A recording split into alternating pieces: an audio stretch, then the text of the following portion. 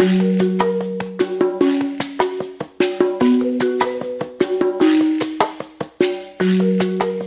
and welcome to the second episode of our Itsy Bitsy Zoomcast. The more we get together, conversations that build bridges in early education, which is hosted by Sheila Gould and myself, Liz Charlene Tate. I am so excited tonight because this is the first night that HCC Practicum students are guest hosting. So with me tonight, I have two Practicum students from Holyoke Community College. I have Shelby St. Ange and Tong Tong Gao. They are here to talk to our guests about our topic tonight. So I am going to let Shelby introduce our guests. So I'm very excited to introduce our two guests. We have tonight Felicita Lopez, and she's an owner and provider at the New Horizons Family Childcare in Holyoke. And Mariah Levine is the director of Y Kids Preschool at the Greater Holyoke YMCA. So I'm so thrilled that they're here, and they are part of our whole concept called Building Bridges. Felicita is not only the director and owner of her family childcare, but she's also a Holyoke Community College alum, and she just graduated from our first cohort of CDA students in our Career Pathways CDA program. So we're thrilled to have Felicita here with her expertise. That's just awesome. And so Mariah is here. I've known Mariah for a really long time. She has hosted numerous HCC Practicum students, and my daughter Penny actually attends her preschool. And many of her teachers were HCC students. So it's just a really beautiful connection, and I'm thrilled to have them both here tonight. So Tong Tong is going to get us started. She really wants to ask them some questions about the changes in running either a family child care center or a center-based family child care or a center-based preschool. It's late, guys. So Tong Tong has some questions about the topic. So Tong Tong, do you want to start us off? Yes, sure. So today our topic is running a center then and now, staying positive in a pandemic. So this topic is so important to us because behind this public health crisis is a psychological crisis. The mental health of everyone in the pandemic has caused an impact and stress. As educators, we need to make children feel safe and cared for. So my question is, what role do you feel a director or a care center can play in terms of setting a positive tone during the challenging time? Mariah or Felicita, do you want to jump in and say how you set a positive tone during this time? Well, I think that the parents and the children feed off of how we feel. And if we're showing that we can get through this, and even though this is a crisis and we can make it, it will make it easier for them. So it just letting them know that we understand what they're going through and that we're all in this together. I agree. I know that I did a lot of talking on the telephone with my families before they returned, updating them what was happening and what we were doing, and reassuring them that we were doing things to make sure that everybody was safe, and that was a huge priority. Yes. Yeah, that's so important. So, and also the mental health of children, family, and even the educators, even us, need to be taken seriously, because we are in such difficult time, and the negative emotion will appear like anxious, distress, or anger even. So do you see any evidence of stress in children through their play in your center? And how do you help teacher to handle that? I haven't seen any stress in the children that I have. I don't have a large group, and our numbers are really low.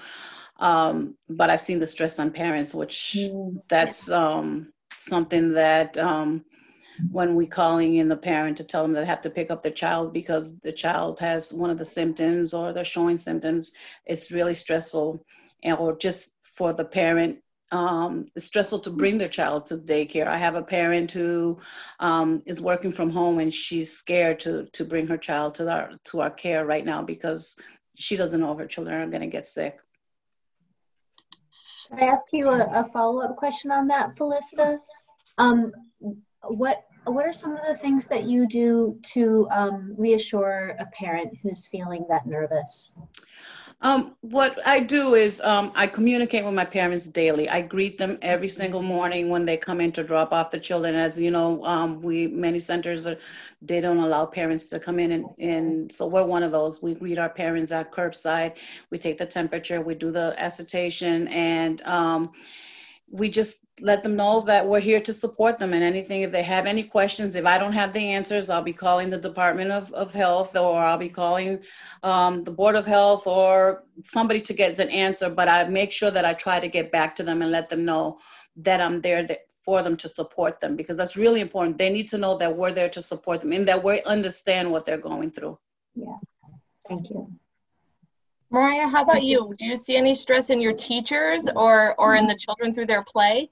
So I really don't or have not seen a lot of stress with the kids. In the beginning, my teachers were a little hesitant, but just talking with them, checking on them throughout the day, reassuring them that, what they were doing was the right thing to be doing, helped to put them at ease. And unlike other centers in our area, we provided emergency care. So it's like we never stopped doing what we're doing. We just needed to make changes in what we were doing. And, having the smaller groups now, I think, has helped, and teachers have been able to really focus. When kids came back over the summer, I said to my teachers, I'm not worried about academics. I want us to concentrate on meeting the social emotional needs of the children that are coming back to us or joining us, and play. Play. That's beautiful. Yeah. I love and that. I think that helped us with a transition. It's interesting that both of you say that you haven't seen much stress in the children, but that it's the adults that are holding it. And we would need more than an hour to talk about how you as leaders hold and manage that, right? That would be a different conversation. For sure. But I do hope that both of you have found ways to manage your own stress as you hold this responsibility on a daily basis. That's perfect, because Shelby actually had some questions about play and how you're keeping play alive. So that's a really great segue into some of the curiosity that Shelby had around that topic. Yeah, so a few of my questions were just about, because dramatic play is so important and so many centers had to get rid of it, what are you doing to still keep, like Sheila said, keep that alive and help them with still interacting with their peers during this time? Well, for us, what we did was, one of the things I learned through our program was the forestry school, which was taking the kids out. Mm-hmm. So we created a forestry school in my backyard. We put up a big tent. We had the high chairs, everything. So the kids were participating and playing all day outside. Basically, they had their lunch, their snacks, everything out there, unless there's bad weather. And then we would bring them inside. So we would have everything outside. They would be able to socialize outside. They're doing their distancing. And they can be free out there, because it's not like if you're in an enclosed area. So they're not feeling any stress that we're putting on them, that you have to put on your mask, you have to be over there on the other side. It's more, they're free. They can play and play in the sand and play with the water and just enjoy themselves. So we have to share our outside space with school agers, so we don't get to spend as much time outside as we would like to, but we did not remove our dramatic play area from our classroom. We removed items, dress up clothing, anything you know, we removed our soft pillows from Book Corner. So they're still playing with things, and we're just, you know, cleaning them as needed. That's So, great. so I was just gonna ask, like, what type of dramatic play do you still have? Like kitchens, or like, is there anything, like, what type of stuff do you guys still have available for the kids? We still have the kitchens, but they cannot have food in the kitchen. So they take other things and they create them themselves. And in like a piece of paper, they roll it up and they put it in the kitchen, a crayon or whatever. But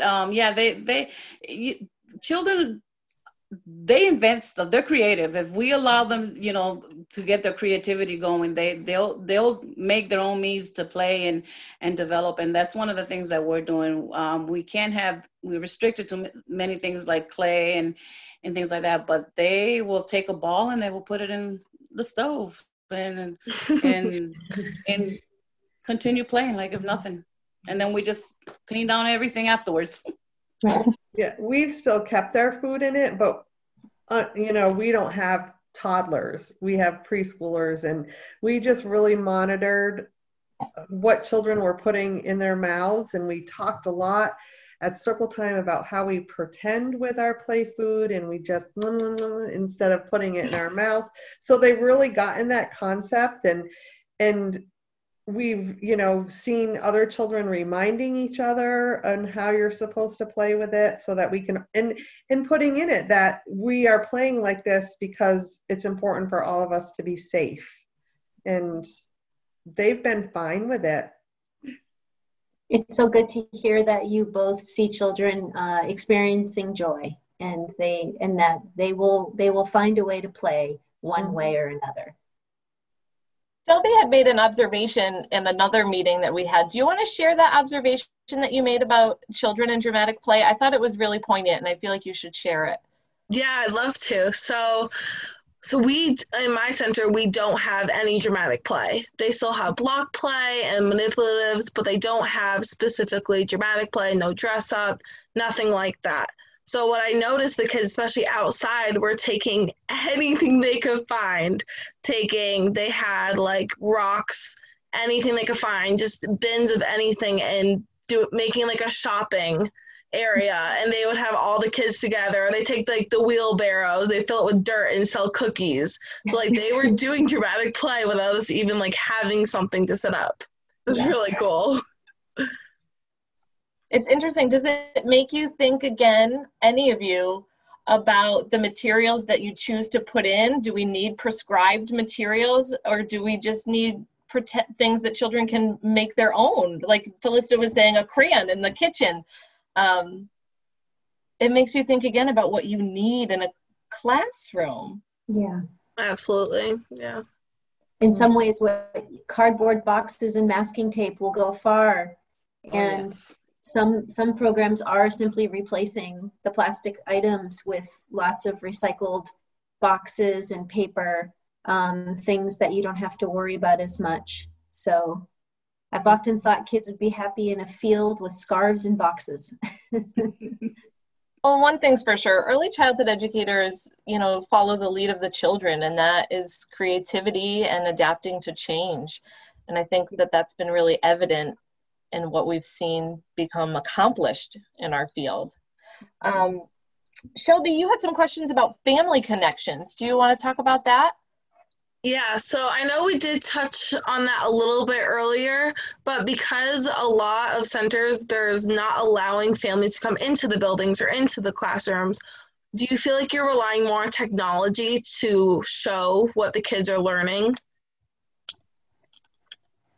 We are. I'm not sure if I can say. We use an app, and I take pictures and constantly posting of everything that the kids are doing from the time that they arrive to the program to the time that they basically go home. Even when they're taking naps, I take pictures of that and show their parents that they're taking a nap and that we have them separated. So we make sure that we send out all the pictures, and parents can that way see what their children are doing. We're communicating, we message them through that, anything that's going out, any information that needs to go out. I take pictures and send them out to the parents, and they receive them, and I'll get, they're at work and they feel comfortable. So we don't use an app, but I usually at the end of the day am the one that's bringing the child to the parent. If need be, I'll go in the classroom so that the teacher can come out, but I try to pass on something from everybody's day and what happened. I have a note posted at the check-in table with just a few conversation starters for parents to get some ideas of what their kids are, or even I'll pose the question to the child, oh, when you were on your walk today, tell mom or dad or whoever, grandma, what you saw, what did you see? So that they are participating in a conversation and telling parents about their day. And I know a lot of places out there are using apps, and we've looked into it, but I'm all about creating conversations with parents and their children and in the car ride home. So I try to foster that. And yeah, you just gave a great. Go I'm ahead. sorry. No, I said technology is good, but there's always that human touch that needs to be put in. And when we greet the parent and when we say, hey, your child had a great day, and just to talk to them, and you can't beat that. Yeah. Can't beat that. Tong Tong, go ahead.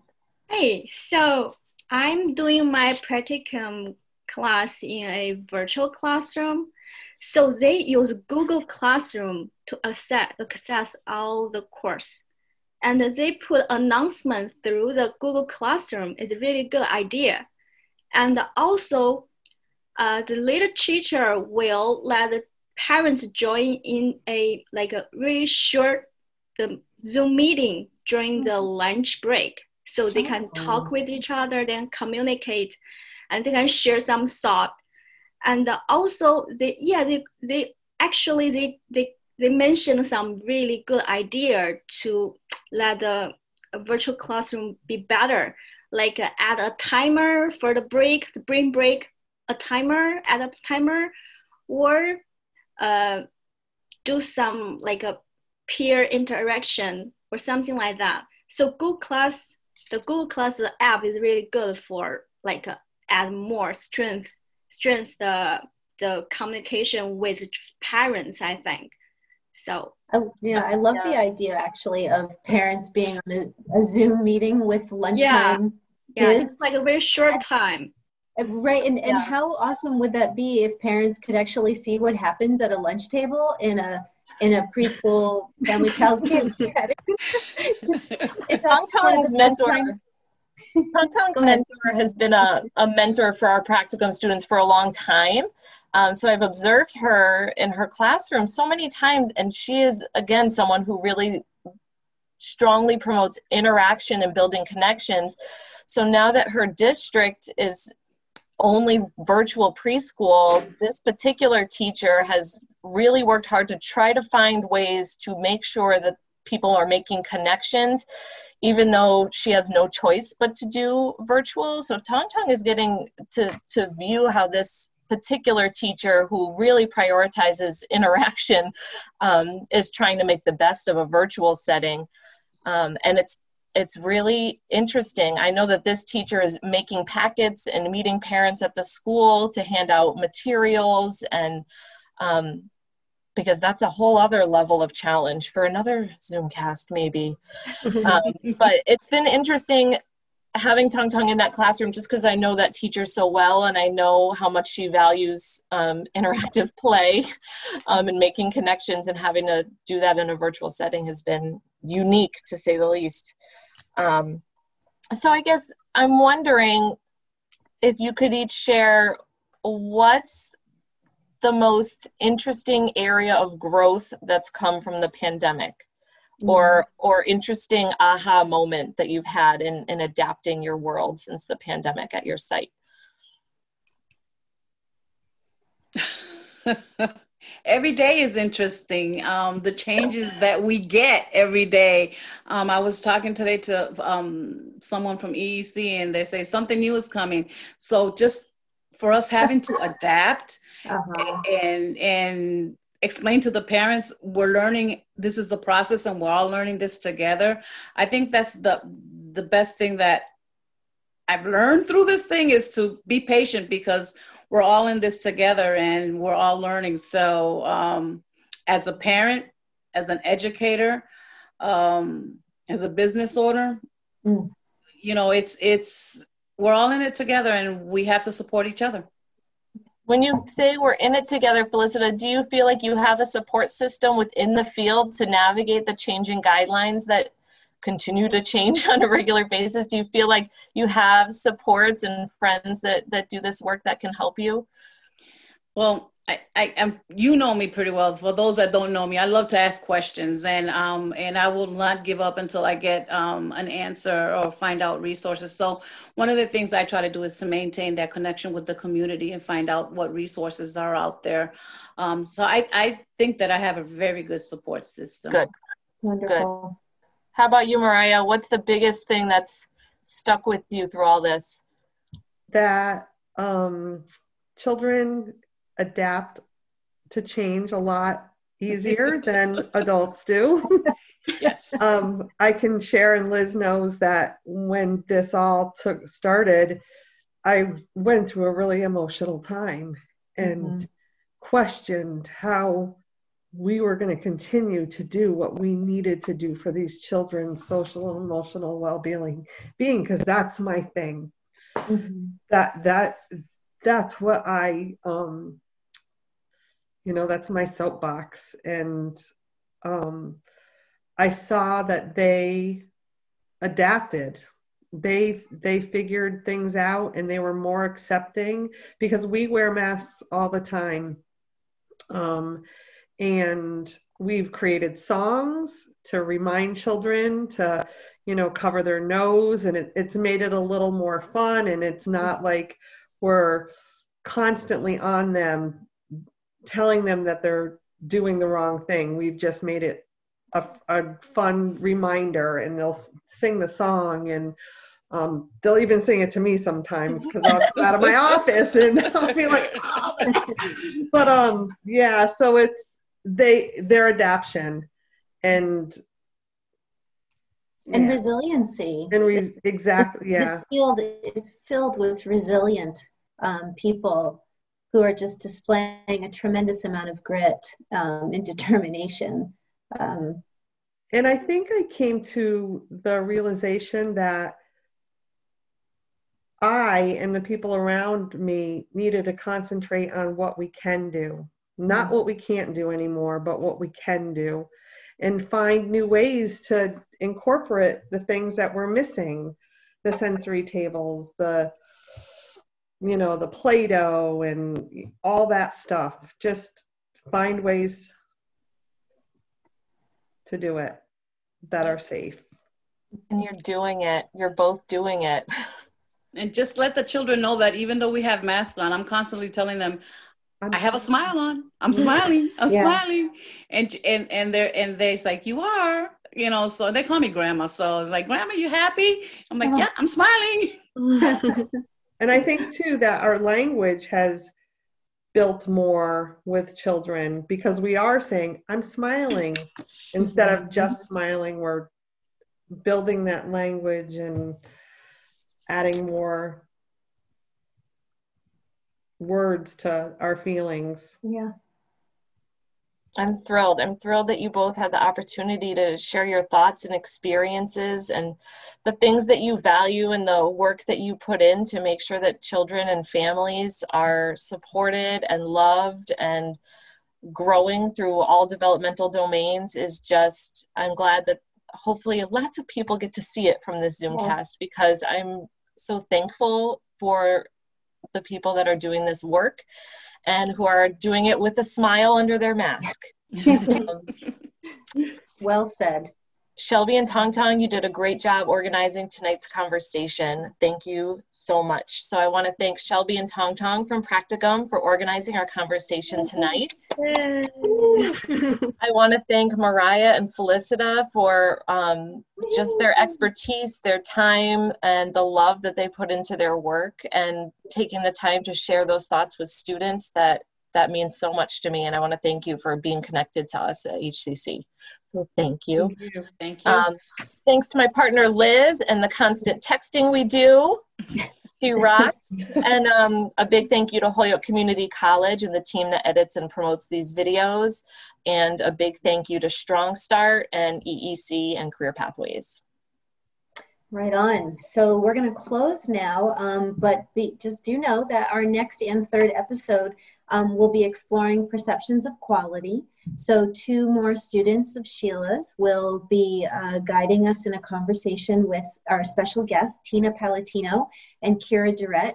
Tina has a wealth of knowledge in the topics of early intervention and Montessori education. And Kira is the director of the Williston Early Childhood Program. She's also an adjunct professor at GCC and a trainer and facilitator for Strong Start Western PDC Professional Development Center. So stay tuned, and we'll be back on our Itsy Bitsy Zoom screen real soon. Good night. Good Good night, night. everybody. Bye-bye.